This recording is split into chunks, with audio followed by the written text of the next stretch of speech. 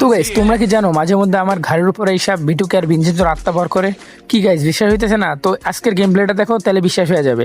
তো গাইস দেখতেই পারতেছো আজকে কিন্তু ভাই আমার সামনে কিন্তু দুইটা টিমমেট এখানে নক হয়ে গেছিল, তো আরেকটা টিমমেটকে কিন্তু হিল দিতে যায় বাট ও কিন্তু ক্লিয়ার হয়ে যায়।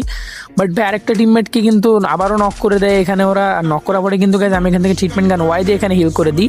তো গাইস আমার সামনে কিন্তু দেখতে পাচ্ছি পুরো একটা স্কোয়াড আমার উপরে রাশ দেওয়ার চেষ্টা করতেছে, আর আমি কিন্তু ওদেরকে মারার তালেই আছি ভাই, মানে মারতে আসি বাট ওরা মরতেছেই না। আমার উপর কিন্তু স্কালার মেরা পুরো অস্থির।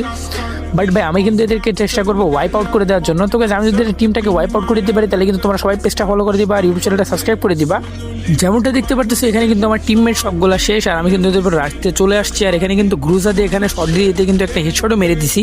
বাট ভাই যখনই আমি এখানে গ্রেনেড করতে যাই তখনই কিন্তু ভাই ওরা স্কোয়াড ধরে আমার উপর রাশ দিয়ে দেবে, কি একটা অবস্থা। তো আমার হেলথ কিন্তু এখানে কম হয়ে গেছিলো, বাট আমি কিন্তু ড্রোন মেরা হেলথটা ফুল করে নিই।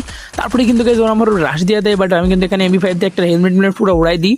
ডাউন সাইড থেকে আরেকটা চলে আসে আর এটাকেও কিন্তু আমি বডি শট দিয়ে এখানে নকই করে ফেলি।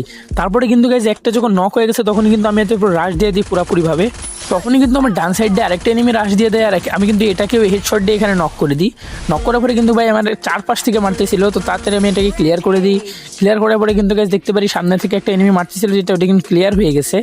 তারপরে কিন্তু আমি এখানে সামনের দিকে আগাই, বাট আরেকটা আমার রাশ দেয় আর এটাকেও কিন্তু আমি মেরে এদের টিমটাকে ওয়াইপ আউট করে দিই।